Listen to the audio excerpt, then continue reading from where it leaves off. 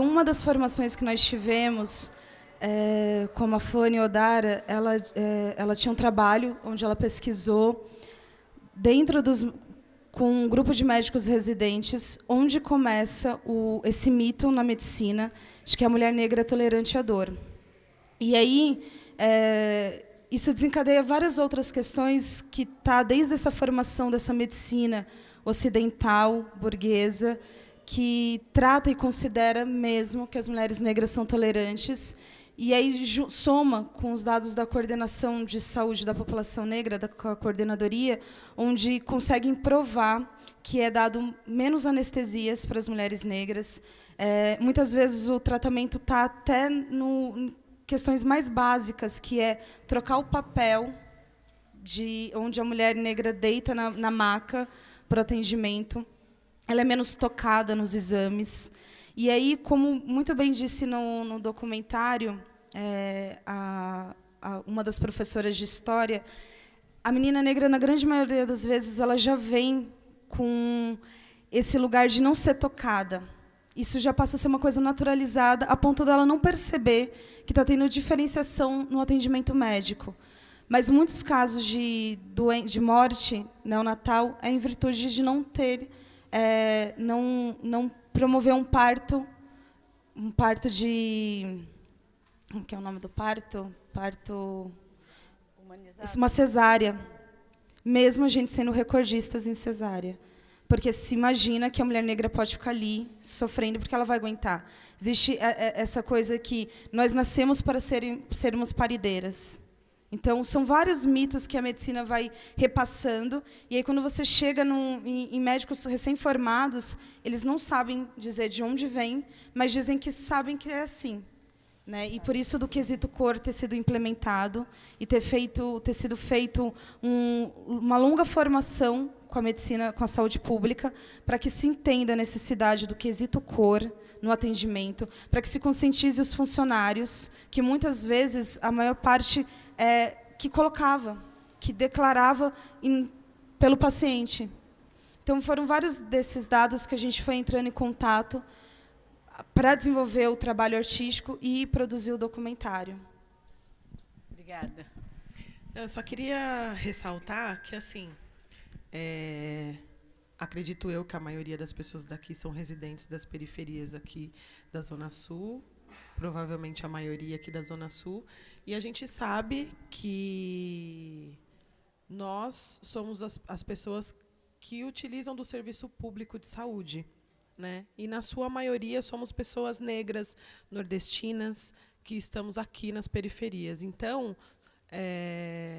nós sabemos como é o atendimento público no posto de saúde, nós sabemos todos os dias, não só porque nós utilizamos, como as nossas famílias também se utilizam disso. Então, a gente sabe que quando a gente entra na sala do médico, muitas vezes ele nem pede para a gente deitar na maca para ser examinada. Muitas vezes o médico nem toca o nosso corpo. Muitas vezes o diagnóstico, só de olhar no nosso olho, ele dá um diagnóstico. Então, isso a gente não precisa estudar muito e saber de muitos dados estatísticos para a gente entender que isso é uma realidade e a gente vive nela, né? A gente está inserido nessa realidade. Quando a gente fala de saúde das mulheres negras e fala todo desse processo que adoece, né, esses corpos, as pessoas falam: mas qual é a doença que mais dá nas mulheres negras? Qual que é a diferença das mulheres negras para as mulheres brancas? Esse mito da dor, por exemplo, é algo cultural, né? Como a doutora disse no documentário. O racismo ele é milenar, ele vem com a história do nosso país, né? Ele vem com a história do Ocidente, ele está arraigado nessa história. Então, a gente nasce a partir também do racismo, a gente se constrói também a partir do racismo. E isso acaba sendo naturalizado. Então, a gente não percebe mesmo, né? Que nem a Adriana falou, que as meninas negras, muitas delas, quando estão na escola, já não são tocadas, já tem esse estigma: a menininha negra da favela é uma aluna como qualquer uma outra minha. Né? Não, não é uma aluna como qualquer uma outra minha, porque a rainha da quadrilha nunca vai ser ela. No concurso da Miss Caipirinha, nunca vai ser ela. Então, ela já vai carregando todo esse estigma com ela de que nunca ela tem a vez. Nunca ela vai ser a escolhida para algo de destaque. Então, essa menina ela já carrega isso. E todo mundo naturaliza. Nós naturalizamos essa situação. Então, para ela ir ao médico e ele não tocar, e ele não pôr o papel, não trocar o papel para deitar na maca, ou ele simplesmente passar uma receita e vai para a tua casa, é normal, é tranquilo. Aí a gente entende por que os postos de saúde ficam correndo atrás das meninas que engravidam, porque dizem que elas não fazem o pré-natal. Por que será que elas não vão no posto fazer o pré-natal? Será que elas são bem recebidas? Será que elas são bem tratadas? E aí, como a Renata disse no documentário, se cria uma culpa na mulher porque ela engravidou. Como se ninguém fizesse o processo de ter filhos, como se ninguém transasse, como se ninguém amasse ao outro, como se ninguém trocasse com o outro. Né? Se nós estamos aqui, é porque alguém fez amor para a gente estar aqui. Como se a responsabilidade fosse simplesmente daquela mulher, daquela menina, daquela jovem. E não é, a responsabilidade é de todos nós. Né? Então, acho que a gente precisa entender um pouco mais. E não é entender de ler livros, né? Não é de buscar estatísticas.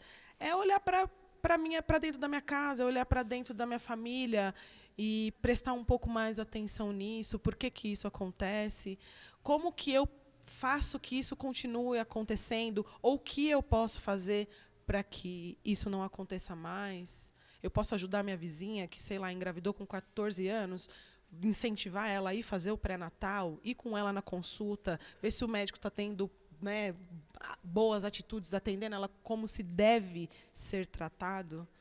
Né? A gente tem uma instituição, um estatuto da saúde, como qualquer um outro, que a gente tem direito à saúde. Mas que saúde é essa? Acho que a gente precisa pensar um pouco mais nesse sentido. Boa noite. Eu queria fazer uma pergunta. Primeiro, eu fico triste, né, por ainda ter esse tipo de situação ridícula em relação à cor, porque o que vai te fazer uma pessoa melhor não é a sua cor, não é o estado em que você nasceu, não é que tipo de cabelo você tem, e sim a pessoa que você realmente é por dentro, entendeu? E eu, na 4ª série, passei por um trauma muito grande com uma professora que era branca, né? E eu via que, com os outros alunos de pele clara, ela, tipo, era mais carinhosa, sabe? Até um certo dia que comigo, por causa de um filme que eu gostava, ela, no meio da sala de aula, ela me tratou completamente como se eu fosse, como se eu fosse um lixo de calçada. Ela me envergonhou, falou assim, nossa, você é o quê? Entendeu? Você se sente especial no quê? Entendeu? Foi o que ela quis dizer com tudo que ela falou. E falou coisas indecentes, maliciosas, coisas que você não deveria falar para uma criança da 4ª série. Entendeu? E eu nunca vi ela falando assim com nenhuma menina de pele clara. Entendeu? Eu queria perguntar para vocês se vocês já passaram algum tipo de preconceito, um trabalho na escola, em algum lugar assim. Posso fazer mais uma? Primeiro, eu quero muito agradecer pelo trabalho e dizer o quanto é importante o trabalho de vocês para a gente. Tem eu queria saber como é que foi o processo de construção das personagens, né? Qual é o enredo por trás? Me parece um enredo muito verídico, né? Muito próximo da realidade. E falar de uma outra realidade, que é o mundo corporativo. Né? Há uma tentativa de embranquecer a mulher negra dentro do mundo corporativo. Eu vivenciei muito isso, né? Muito esse processo. Né? Não, para você ter tal cargo, acho que você tem que alisar esse cabelo. Porque esse cabelo aí não vai dar. Então, tem esse outro lado, né, no mundo corporativo, que quando a gente quer alçar esse mundo, há uma tentativa de nos embranquecer e chamar a atenção para a questão da violência psicológica da mulher, né, que descamba para a saúde física. Né, isso me chamou muito a atenção. A gente vai engolindo tantas coisas, que quando a gente vai ver, nós adoecemos. Né, nós temos nódulos, nós temos doenças mentais. Enfim, a minha pergunta mesmo é sobre os caracteres, né, sobre as personagens. É isso. Obrigada. Quando eu fui ter meu filho, né, no hospital público também, eu senti isso... como as meninas falaram, do não contato, do médico não examinar e tal, também acontece o contrário. Né? Você usou a palavra lixo, e quando eu fui para o hospital ter meu nenê, foi exatamente assim que eu me senti. Porque me tocavam demais, sabe? E eu estava com laudo, eu estava com todo já um aparato escrito do que precisava ser feito, que, no meu caso, precisava ser uma cesárea, e a médica ignorou completamente o que eu estava falando e completamente o papel que eu levei, né, na hora, e fez vários exames de toque, e me machucou muito. E eu fiquei com esse machucado, né, tanto mental, por muito tempo. Hoje em dia eu consigo falar, mas eu fiquei muito tempo assim ferida, né? E essa ferida também foi por dentro, né? Porque vai machucando num lugar que vira físico, né? Tanto mental quanto físico, você vai ficando doente pela forma que as pessoas te tratam. E tinha uma menina, quando eu cheguei lá para ter o bebê, que ela tinha 15 anos, e ela chegou lá gritando muito, assim, ela estava com muita dor, e o companheiro dela também era bem novinho, assim, e trataram ela muito mal também, assim. Do jeito que a Flávia narrou da personagem, eu vi a cena assim do meu lado, né? Falando para ela, ai, deixa ela ir, ai, que saco essa menina gritando aqui, vai gritar até que horas? Sabe? E a menina ali, e aí uma outra enfermeira que passou e se solidarizou, falou assim, não, pega uma cadeira de rodas para ela sentar. E aí ela sentou, né, na cadeira de rodas, porque iam deixar ela lá em pé, gritando, né? Enfim. Então, assim, são muitos casos, né? Assim, da mesma forma que não nos tocam, quando toca é tratando você como objeto, como um saco de lixo, que pode ser tocado de qualquer jeito, né? Você não precisa ter um cuidado, seu corpo é público, né? Enfim. E eu acho que, para o que vocês falaram de escola, eu acho que a gente, quando é mãe, quando é irmã, tia, primo, sabe, tem que estar conversando com as nossas crianças para saber como eles estão sendo tratados na escola, porque na escola a gente vê muito mesmo, assim, os maus tratos, né, de direção, professor, né, ou às vezes, né, como se torna a relação com as outras crianças. Eu já trabalhei muito em escola e inventaram um tal de bullying para camuflar o que é realmente um racismo, um preconceito com uma criança, uma discriminação, aí tudo vira bullying. Ai, estão fazendo bullying com aquela criança, e aí fica por aquilo mesmo, sabe? Ai, pede desculpa para o coleguinha, pronto, acabou. Não. Aí não se trabalha o tema, né? Não, gente, ó, tá chamando o colega de macaco, vamos trabalhar? Por que você está chamando seu colega de macaco? Onde você está vendo isso? Não, deixa passar, que é bullying, é qualquer coisa, e vai deixando, e aquilo vai... Sabe, vai virando anos e anos, e aquela criança vai ficando com ódio de ir para a escola, vai ficando com raiva dos professores, vai ficando com raiva de aprender, depois fala, ai, fulano não quis aprender, ai, saiu da escola, quer ser burro, é ignorante. Mas a gente vai criando um ódio pela escola, pela forma que ela nos trata, né? E, enfim, eu acho que também são muitos casos, se a gente for enumerar, né, tanto na nossa vida, como a gente era tratado na escola. E aí tem um tempo também de perceber, né, quando a gente está vivendo, às vezes, o racismo, a gente fica meio assim, será que isso está acontecendo comigo? Aí, por isso que eu falei de perguntar para os nossos filhos, para as nossas crianças, para eles irem, infelizmente, tomando consciência de que, às vezes, eles podem estar sofrendo racismo, porque a gente demora para entender, né? Que nem eu demorei no meu parto. Nossa, nossa, a médica me estuprou, sabe? Mesma coisa que a personagem viveu, eu também vivi, entendeu? Ela me tratou, me violentou, sabe? Eu também demorei para perceber, né? Então a gente tem que estar sempre atento, né, na nossa mente para poder reconhecer o racismo e poder tratar ele, né? Senão a gente vai ficando silenciada, doente, enfim, né? Infelizmente, a gente vivencia o racismo cotidianamente. Então, a gente poderia citar e contar inúmeras experiências que a gente teve, e aí a gente tomaria todo o tempo falando, porque não é um caso isolado, são vários, né? Se a gente ampliar a nossa forma de olhar, a gente vai ver o racismo posto todos os dias. E muitas vezes a gente prefere não ver para se manter minimamente continuando, né? E aí isso é um dos outros fatores. O racismo, ele se reelabora. E o efeito que ele causa na nossa saúde mental, na nossa saúde física, é exatamente onde ele é mais eficaz. Porque, na maior parte das vezes, a gente não pode ir no médico e dizer eu estou doente com isso, porque isso é causado pelo racismo. Nenhum médico, nenhuma medicina branca, ocidental, que é essa medicina que está posta, vai olhar e tentar buscar um efeito que começa no nosso emocional. Mas foi um dos lugares onde a gente mais acessou. Ele violenta o nosso emocional e o nosso corpo reage, causando doenças.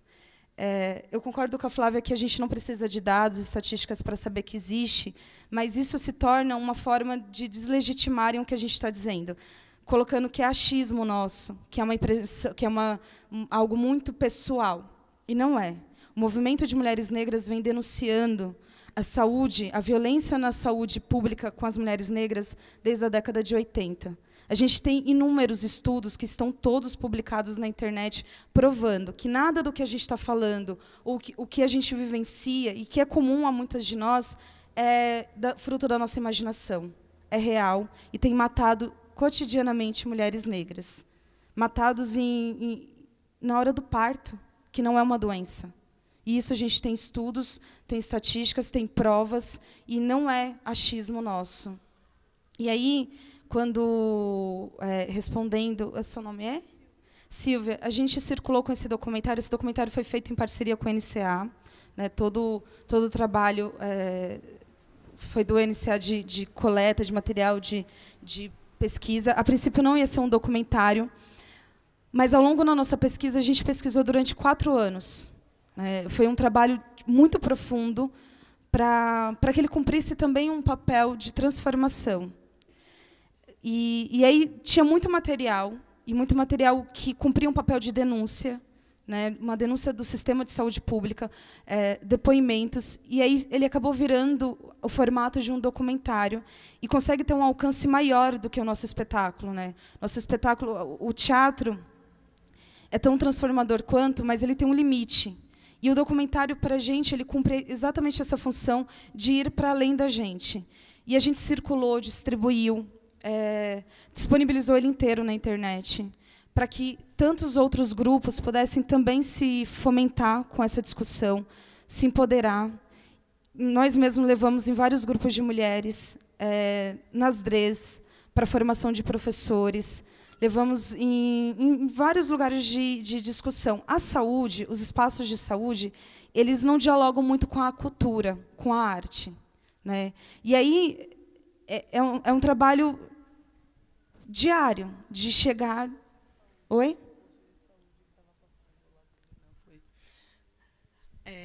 Na verdade, tiveram um posto de saúde lá no Jardim Miriam que, enquanto as pessoas esperavam para passar na consulta, eles passavam um pedaço do documentário falando um pouco sobre essa situação da saúde das mulheres negras. A gente só ficou sabendo porque o rapaz que trabalhava com a gente na produção foi para uma consulta, chegou lá, sentou esperando. Ela, conheço isso daí, né? E aí estava passando o trabalho na televisão do posto. Mas esse trabalho de formação, de chamar a gente até lá, de localizar a discussão, a gente não fez, né? E a gente espera mesmo que ele consiga ir sozinhos e faça esse trabalho. E a reação das mulheres, eu acho que, na grande maioria, é de reconhecimento, porque a gente está falando de histórias que são muito reais. ainda que colocado num trabalho fictício, né, na peça de teatro, são histórias reais, são depoimentos, são histórias que a gente vivencia na nossa família, nas pessoas que a gente conhece. Foram inúmeras narrativas. E aí, se alguém quiser responder, eu já vou entrando na resposta dela. A gente se uniu, se construiu, consolidou enquanto grupo, exatamente para a gente perceber que, nesse mercado artístico, a mulher negra é posta como um objeto, ela é coisificada, e ela sempre vai estar com personagens secundários. Ela sempre vai estar à margem. E a gente estava no nosso processo de formação acadêmica, passando por vários tipos de violência simbólica do racismo, adoecendo emocionalmente. E aí a gente pensou, se a gente está dentro de um espaço de formação, e a gente já está vivendo essa segregação, a gente já está sendo negado nossos processos artísticos, como que vai ser no mercado de trabalho? Então, a gente se une, enquanto grupo, e resolve montar um grupo, um coletivo, onde nós seríamos as protagonistas, onde a gente escolheria qual é o nosso lugar no mundo, como a gente atuaria, que a gente não aceitaria qualquer tipo de personagem, de papel, de função. E aí a gente começa falando da imagem da mulher, né, que era o momento que a gente estava vivendo, nos nossos 20 e poucos anos. A gente começa a falar da imagem, o que era descobrir o cabelo crespo, não aceitar mais essa condição de achar que é ruim. E, ao longo desse processo todo, não bastava falar da imagem. Não bastava porque a gente continuava voltando para casa doente. O racismo ele continuava indo lá e minando o nosso emocional. E aí a gente se percebendo, e percebendo nas outras falas, nas outras tantas narrativas, esse adoecimento causado pelo racismo, a gente começou a desenhar o que seria esse trabalho, né, pensando em outras perspectivas. Para falar de saúde, a gente teve que falar da doença. E a gente teve que mergulhar dentro desse aspecto, o que adoece. E aí a gente chegou nas instituições. E, nesse processo, a gente foi acumulando um monte de histórias. Histórias que a gente tinha na nossa lembrança das nossas familiares, histórias que a gente ouve no ônibus, histórias de pessoas que vinham contar. E isso foi construindo e desenhando o que seriam essas personagens. A gente queria falar, e eram muitas, né? A gente tinha que selecionar quais eram os temas. Eram muitas formas de adoecimento. E eram muitas narrativas. E muitas a gente incorporou no trabalho, né? Fez um trabalho fictício em cima, mas muitos vêm de depoimentos reais. Tipo, depoimentos dos nossos familiares, depoimentos de pessoas que nos contavam as histórias.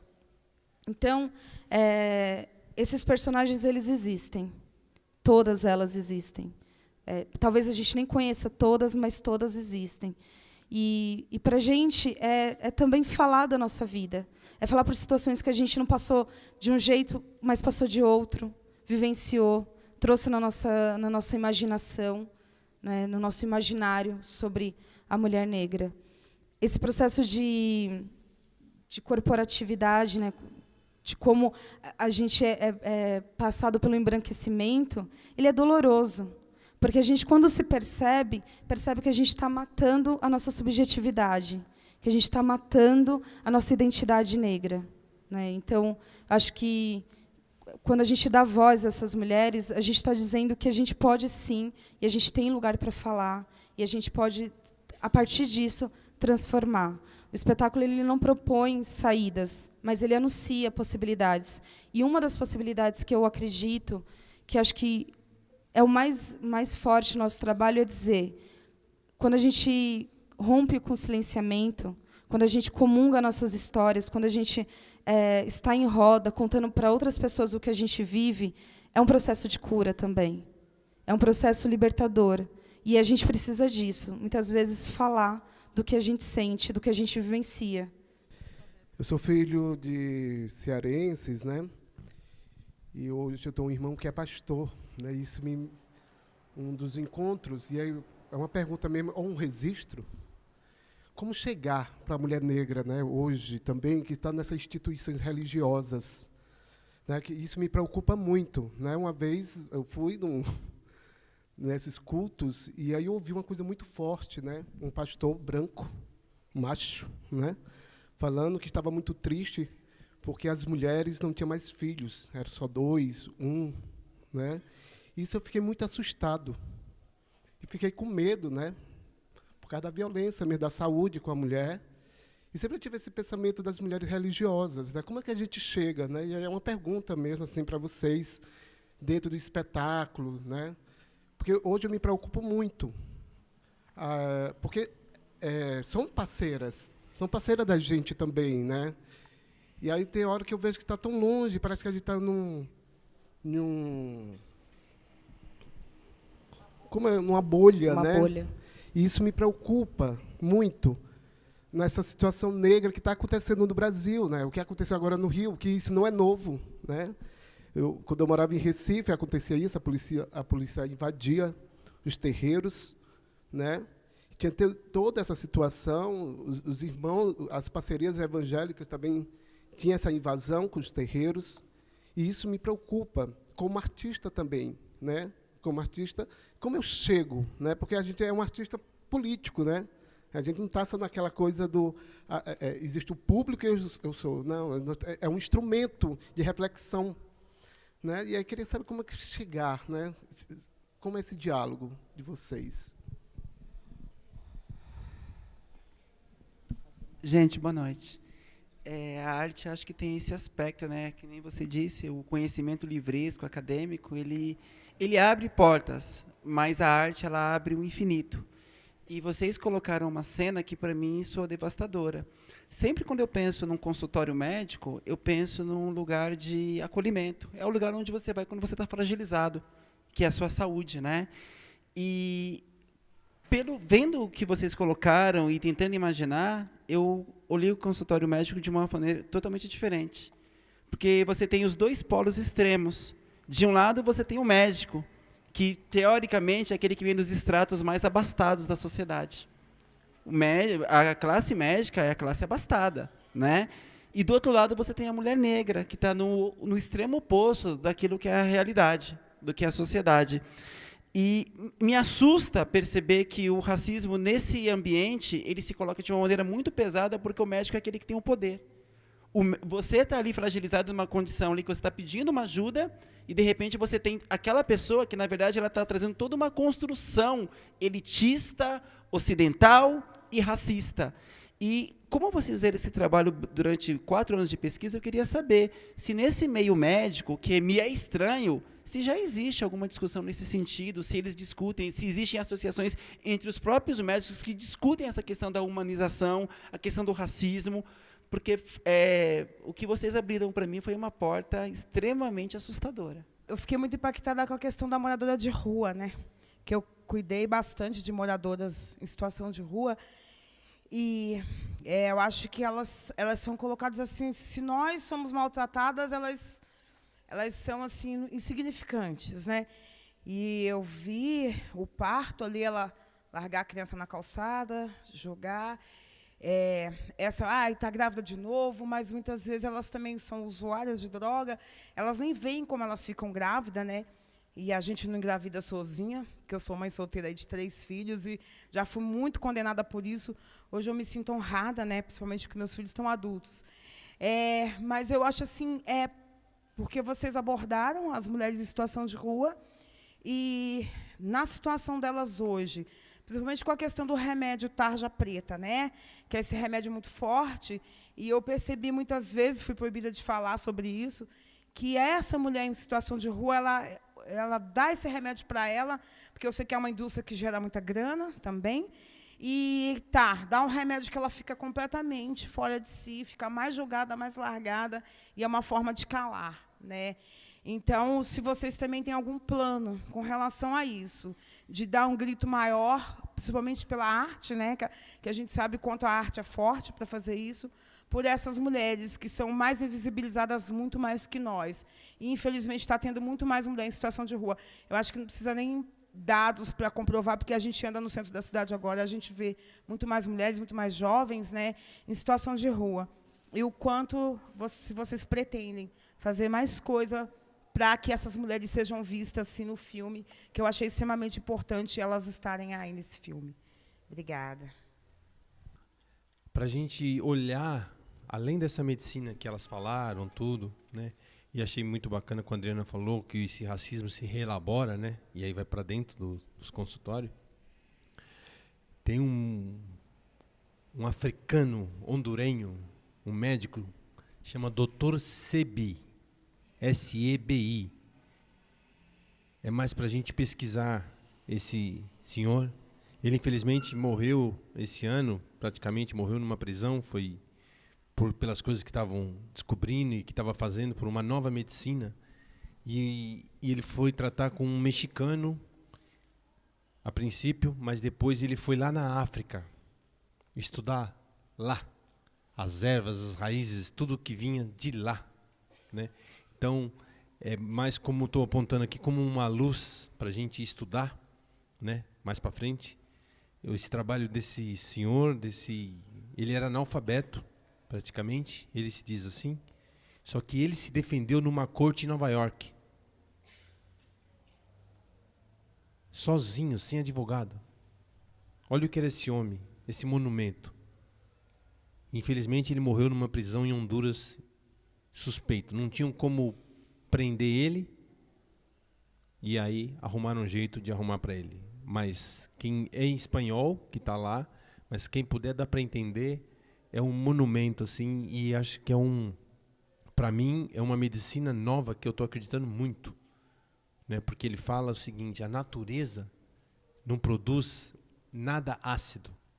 O homem veio e mexeu nas plantinhas e modificou. Mas o que a natureza produziu? Então, como a natureza não produz nada ácido, nós só adoecemos em campos ácidos. Né? Então, se a gente buscar alimentos que possam nutrir mais essas ervas que tem aqui no Brasil, mas que vieram muita coisa de África. A Lides, né, falou de cipó mil homens, um monte de coisa quando ela citou no começo, foi lindo. Então, para a gente estudar. E uma outra coisa que eu queria dizer, a população negra precisa tomar mais sol, da vitamina D, que é muito importante para a gente poder, a pressão alta, principalmente as mulheres, você viu que acusou lá, né? Então, se você puder, fora a pressão toda psicológica do racismo, de tudo que está envolvido com a mulher negra, e a necessidade de se tomar mais sol. É muito importante os negros tomarem mais sol. Tá bom, gente? Muito obrigado. Valeu. Eu sou caçula de uma família de 3 irmãs. E eu tenho a minha irmã do meio, ela virou evangélica. E aí ela virou evangélica e ela me excluiu da vida dela, tipo... mas ela não me excluiu no momento que ela virou evangélica. Ela me excluiu no momento que eu entrei para o candomblé. E aí ela tinha, né, ela trazia os dados da igreja dela lá e tentou convencer meus pais de que eu tinha feito pacto com o diabo, que eu ia ficar rica, depois eu ia ficar pobre. Até agora eu não fiquei rica. Quero saber disso. E que a casa do meu pai, toda vez que eu ia para a casa dos meus pais, que eu estava de preceito, os 3 primeiros meses do candomblé, que você tem que, né, um preceito super rígido, e aí eu ia para a casa dos meus pais e eu saía de lá, ela chegava para limpar a casa, para resolver tudo, porque eu tinha ido contaminar lá a minha família. E aí ela conseguiu fazer meu pai parar de falar comigo um tempo. E aí, quando eu percebi o que tinha acontecido, eu caí, assim. Eu só não fiquei doente porque eu estava acabada, né, recém-iniciada, e parece que nada de mal te acontece. Mas eu fiquei mal, fiquei triste, e a minha outra irmã interviu e conseguiu resolver a situação. E aí meu pai é católico, né? Ele só entendeu o que estava acontecendo no dia que ela chegou falando que ia limpar a casa mesmo, que ela tinha que tirar todas aquelas imagens de Nossa Senhora Aparecida, não sei do quê. Aí meu pai falou, aqui não. Aí ele acordou, minha mãe acordou. Que eu acho que tem uma coisa que para mim é confusa, assim, nessa questão. Essas minhas 2 irmãs, minha mãe criou um período como mãe solteira. E minha mãe tinha os ensinamentos, falava coisas para a gente, tipo, os ensinamentos que ela falou a vida inteira. Então, se um dia um homem te bater, você bate nele de volta, ou então você vai embora, porque se você deixar, ele vai te bater pro resto da vida. E aí, por exemplo, essa minha irmã entrou na igreja, teve que casar, porque tem que casar, senão não pode fornicar. E aí casou rapidinho. E esse marido dela era um cara meio agressivo e ele estava numa reunião eles estavam numa reunião de família. E aí ele levantou no meio da reunião de família, numa brincadeira, levantou na sala, na casa deles, estava o pai dele, a mãe, um filho que ele já tinha e a minha irmã. Ele, para fazer graça para a família dele, levantou, atravessou a sala, deu um tapa na cara da minha irmã. A minha irmã, filha de Marinalva, levantou, foi no quintal, pegou um pedaço de madeira e arregaçou ele. Só isso que ela fez. Ela arrebentou ele na porrada, chamou a polícia, ele foi preso e a mãe dele ficou desesperada, falou como que ele tinha coragem de se relacionar com aquela mulher, que ela era um bicho.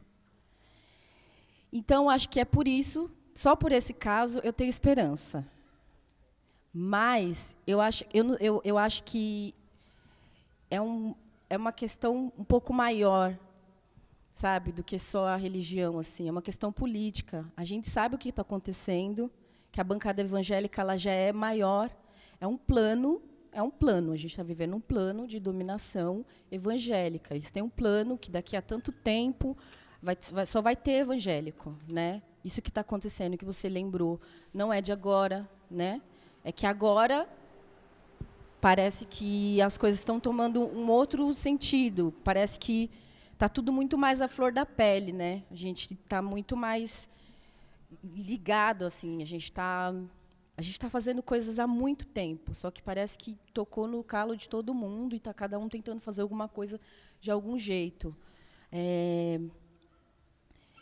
São várias as religiões, né, que cegam a gente e vão minando também a nossa capacidade de se relacionar.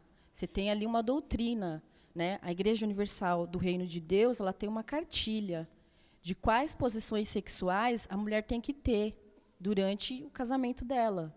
Então,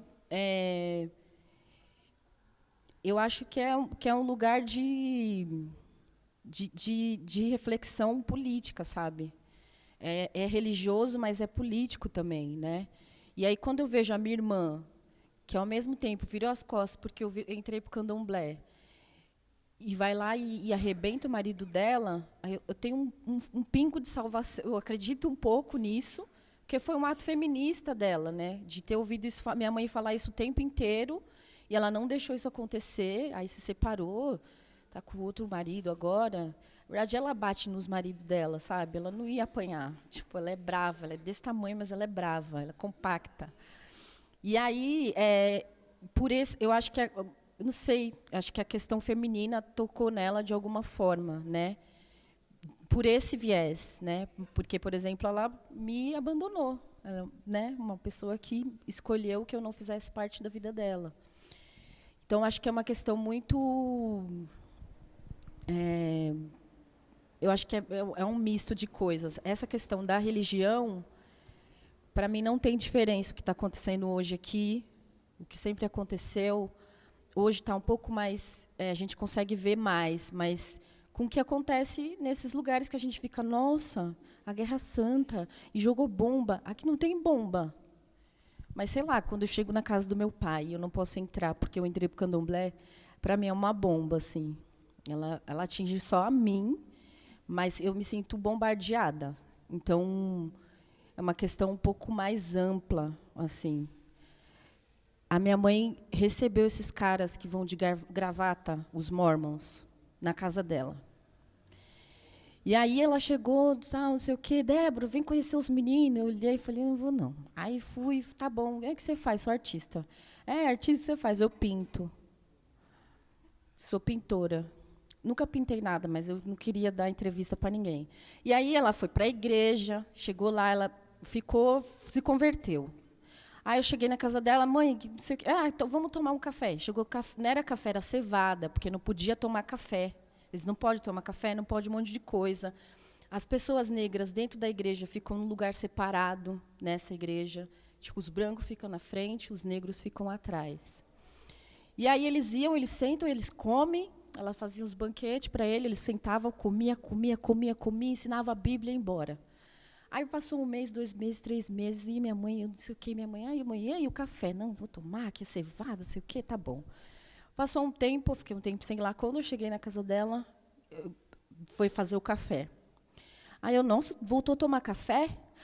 Eu mandei aquele povo pro inferno, vem aqui comer um monte de coisa, não posso tomar meu café. Quando eu tenho dor de cabeça, eu tenho que tomar café. Então, em algum lugar, eu acho que tem uma salvação, sabe? Mas eu entendo que é uma questão um pouco mais ampla, assim, que a religião ela tem essa aqui, né? Tem essa função, essa religião que a gente está vivendo agora, que são as neopentecostais, né?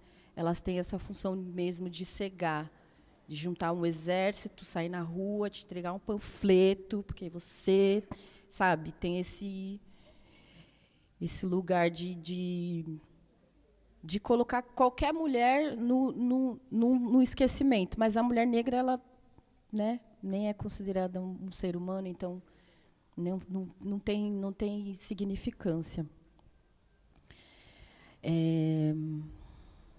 É porque também é um espaço que a arte não entra, que não entra nada, né? Quando cai no fanatismo religioso, não entra nada. E esse povo, essas pessoas, a relação que ela cria com o outro é que o que é diferente de mim não serve, e por isso eu tenho que destruir. Então, eles operam nessa lógica da destruição, de o que é diferente de mim não pode existir. E aí vai todo mundo no ralo.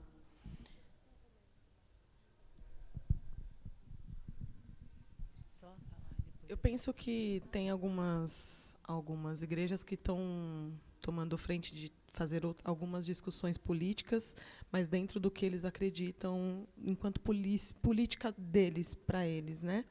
E como a gente vê, a gente trabalha com artes, mas tem vários grupos de artes dentro das grandes igrejas que trabalham com dança, teatro, e trabalham voltados dentro da doutrina que eles acreditam, né? Então, já tenho ouvido falar algumas coisas nessa questão racial também que tem trabalhado, mas eu penso que assim é educação.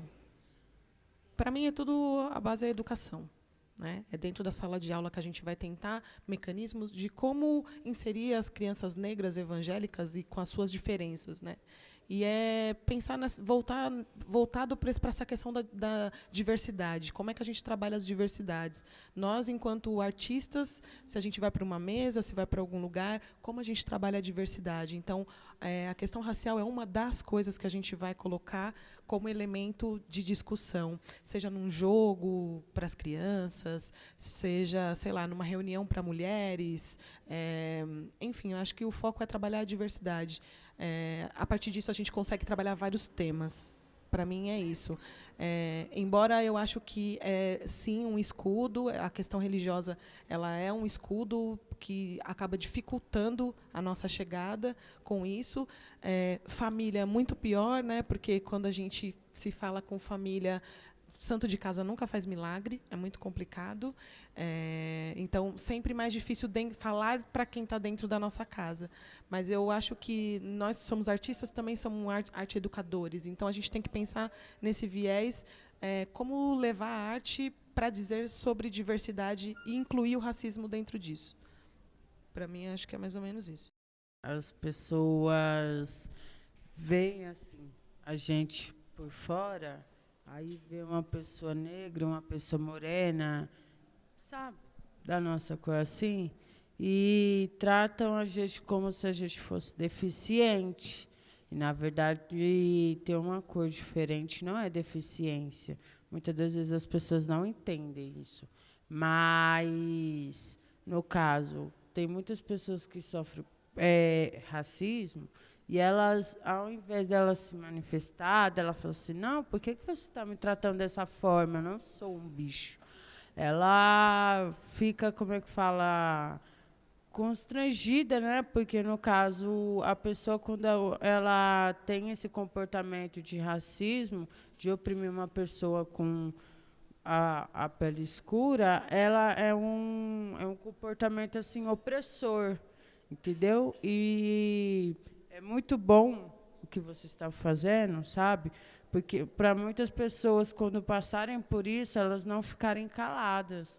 Porque eu acredito que a pessoa adoece mais, essa ferida na mente, quando a pessoa se cala, quando ela se deixa ser humilhada por esse tipo de pensamento. Igual tem muita gente que fala que preto e pobre no Brasil não tem muita oportunidade de emprego, dessas coisas. Eu acho que isso deveria mudar. Você conseguiu sentir e entender exatamente o que a gente está trazendo com o nosso trabalho artístico. Eu vou responder a Pilar, e primeiro agradecer o carinho pela gente, é recíproco. A gente tem muito carinho e admiração por você. E dizer que assim, nenhum desses temas se esgota. Quanto mais a gente entrou em contato, mais a gente percebeu a dimensão que é a violência racial e como ela comete no nosso emocional. O personagem da Ana Paula, que é uma moradora de rua na peça, ele veio para a gente através de uma história real. A gente ainda estava com o primeiro trabalho da Capulanas, que a gente circulava em quintais, apresentando, numa tentativa de desconstruir essa ideia de que o teatro é algo apartado das nossas comunidades, da nossa periferia. Então, a gente levava a peça para dentro de quintais de várias regiões de São Paulo. A gente circulou por 30 quintais. E a gente sempre se associava a alguma liderança comunitária para poder se aproximar. Escolhia um quintal da comunidade e passava o dia inteiro no trabalho de montagem, né, montagem da iluminação, organização, pensando, projetando como seria o espaço cênico.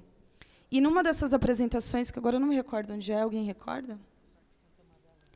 No Parque Santa Madalena, ó, Carol. Na Zona Leste, no Parque Santa Madalena. A gente passou o dia inteiro montando e tinha uma moradora de rua, em situação de rua, e ela estava muito alcoolizada e ela ficou o dia inteiro acompanhando a montagem. E aí falava, aí brincava com o Dedê que fazia a nossa iluminação, aí mexia no figurino, mexia nas coisas e ficou familiarizada junto com a gente naquele contexto. Aí, em um determinado momento, né, a gente tentava construir esse protocolo teatral, que é fechar, esperar. O público ficava do lado de fora da casa, na rua. Aí tinha a primeira cena. E aí a gente começou a fazer o trabalho, ainda era Solano Trindade e Suas Negras Poesias, e a Ana Paula, que tinha ficado o dia inteiro com a gente, ao longo da peça, ela começou a comentar a peça. Mas ela comentou num grau de profundidade, de reconhecimento com aquilo. E aí tinha uma cena que era do banho de Cândida, né, que a personagem da Débora se lavava, fazendo uma alusão ao período da infância onde você não entende a sua cor e você acha que conseguiria tirar. E ela ficava dizendo, Ana Paula, você está fazendo isso, você vai ficar agora, Ana Paula vai ser bonita. E ela teve um grau de reconhecimento, e aí, lógico, né, o restante do público censurava, retalhava o que ela estava dizendo, né, mas a gente, em cena, criou um diálogo único, pessoal com ela. E na cena que a mãe era abandonada, ela falava, eu entendo isso, a Ana Paula passa por isso, e ela foi se reconhecendo. Isso marcou a gente. E aí a gente quis, no próximo trabalho, acho que a Ana Paula foi um dos primeiros personagens que nasceu.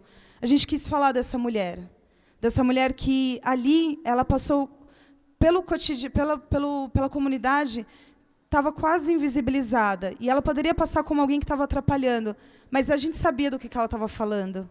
A gente sabia que ela não estava atrapalhando a peça, ela estava contribuindo, porque ela estava se vendo no trabalho. Ela estava, talvez, entendendo em dimensões que sequer a gente estava dando conta. Então, a Ana Paula foi o primeiro personagem. Mas essa ideia, que é o que você traz no final, né, que se a gente é invisibilizada, se a gente passa por essas violências, imagina as mulheres em situação de rua, a gente só foi ter essa dimensão no ano de 2015, quando a gente fez um trabalho chamado Da Cura ao Gozo, que é quando a gente tinha estudado a fundo, ficamos 4 anos estudando sobre a saúde da mulher negra, e a gente pensou, e depois que a gente fala da dor? Em nenhum minuto a gente vai falar do prazer, em nenhum minuto a gente vai falar de alegria, de felicidade. E aí a gente elaborou entrar em contato com vários grupos de mulheres negras, pensando que somos diversas, e a gente não poderia retratar uma única realidade. A gente não pode colocar a mulher negra como se fosse uma massa. Temos subjetividades. Então, a gente procurou grupos que tivessem exatamente esses diferenciais. E um dos coletivos que a gente entrou em contato foi com as mulheres de uma cooperativa de reciclado, né, de coleta de materiais reciclados, e elas passam o dia inteiro nas ruas, recolhendo material, carregando as carroças pesadas, levando para a cooperativa, ficando... E quando a gente as convidou para assistir a peça, e durante o trajeto, que tinha essa passagem que era escrito, né, que são dos dados, da estatística, e aí precisou ler para elas. Em nenhum minuto a gente tinha tomado conta dessa situação, que a maioria não ia conseguir acessar aquela leitura, porque a grande maioria não eram alfabetizadas. E que elas estavam ali, vindo de um dia inteiro de trabalho. Né? A gente convidava a sua peça à noite, depois a gente fez bate-papo, depois fez formação, mas que elas estavam ali todas com a bolsa, todas passando por várias... e também tendo outro tipo de reconhecimento na peça. E aí a gente entrou em contato com elas, com outro coletivo chamado Audre Lorde, que eram de mulheres negras, bissexuais e transexuais, que também foi outra realidade apresentada para a gente. Outra forma de violência. Elas relataram para a gente, por exemplo, que a mulher negra lésbica ela é totalmente desqualificada porque, na sociedade, a mulher negra está para satisfazer o prazer do homem. Se ela é lésbica, ela não é considerada nem servindo para essa função. Então, é uma violência ainda mais profunda. Esses contatos, essa troca que a gente teve com esses outros grupos de mulheres negras, fez com que a gente tivesse essa dimensão. Existem outras realidades ainda mais perversas do que a nossa, falando da mulher negra. São várias camadas de invisibilidade, de violência. Então, faz com que a gente entenda que o assunto não se esgota, que a gente vai precisar aprofundar mais, entrar mais em contato, trocar mais. E, de alguma maneira, dentro das nossas possibilidades, falar. Usar, né, a nossa expressão, a nossa linguagem para falar. A gente está com o tempo super apertado e o ônibus já está esperando. Acabamos que nem conseguimos responder todas as perguntas. Só falar, a gente não sabe de tudo, assim, a gente não conseguiu chegar em todos os lugares, mas existe, por exemplo, um grupo de psicólogas negras, é uma ONG chamada Ama Psique e Negritude, que ela tem um trabalho, uma pesquisa para atender pessoas negras, porque a gente chega falando que sofreu racismo, o médico branco fala, isso não existe. E aí uma psicóloga negra ela consegue dialogar com a gente. A gente teve o início de uma conversa com a secretária de saúde do Tabuão. A gente começou a conversar com ela sobre a possibilidade dessas... Ainda estamos, né, nessa conversa. E acho que tem uma coisa que é do compromisso de cada um mesmo, né? Que o racismo ele afeta a gente e ele mata a gente. Nós, mulheres, homens, crianças, adultos, todo mundo que é preto se ferra com o racismo. Só que ele não é um problema nosso, né? Ele é um problema de todo mundo, principalmente porque não foi a gente que criou. A gente está aqui, né, se ferrando nessa história, e isso não é um problema nosso. E a gente precisa que os brancos tomem isso para eles também, né? Que eles tomem o lugar deles nessa história. Não só de estar lá no lugar de privilégio, que é o que a gente tem discutido bastante, mas é de entender que, se o branco não se mover junto com a gente, não vai acontecer nada. Vai acontecer, porque a gente é ruim, né? A gente vai lá e resolve. Mas vai demorar muito, gente. Vai demorar muito, as pessoas vão continuar morrendo, a gente vai continuar desse jeito, assim. E é vergonhoso, né? O último país a abolir a escravidão é o país onde mais existe... O racismo ele é o pior lugar do mundo, o lugar mais racista do mundo é o Brasil. E o Brasil também é o país mais homofóbico, mais lesbofóbico. Então, aqui já cansou isso, já passou da hora. Então, a gente precisa olhar para quem está do nosso lado, que é diferente da gente, que a gente acha que é diferente, e tomar de assalto essa história, porque ela não é só nossa, né? A gente não dá mais conta de ficar lutando sozinho. A apresentação de vocês lembra muito os rituais do candomblé, né? Em que parte que ele entra na cultura, nessa cultura que vocês passou para a gente hoje? O teatro que a gente faz chama Teatro Negro, que é um teatro de identidade. Então, a gente bebe nos elementos simbólicos da cultura de matriz africana. Então, é inevitável, quando a gente vai pesquisar uma construção de cena, a gente não vai usar as referências daquilo que é símbolo para a nossa cultura. Por isso, a associação e a aproximação. Nesse trabalho, a gente trouxe como foco a figura Sangoma. Sangoma é uma figura religiosa da cultura banto, que a gente encontra principalmente na África do Sul, mas também em Moçambique. E essa figura, a gente entendeu que, na diáspora negra, ela foi reconhecida, traduzida como as curandeiras, as rezadeiras, as mães de santo, porque ela tem essa função de curar através da medicina, das plantas, dos chás, dos banhos, das rezas. E, para a gente, é muito importante valorizar esse aspecto da nossa cultura. Então, outros elementos, outros signos, a gente bebe, sim, e aí as religiões de matriz africana são os lugares de resistência desses símbolos para a gente. São os lugares onde formam e constroem a nossa educação cultural negra. Então, por isso que é a semelhança, né? A gente bebe nesse arsenal cultural.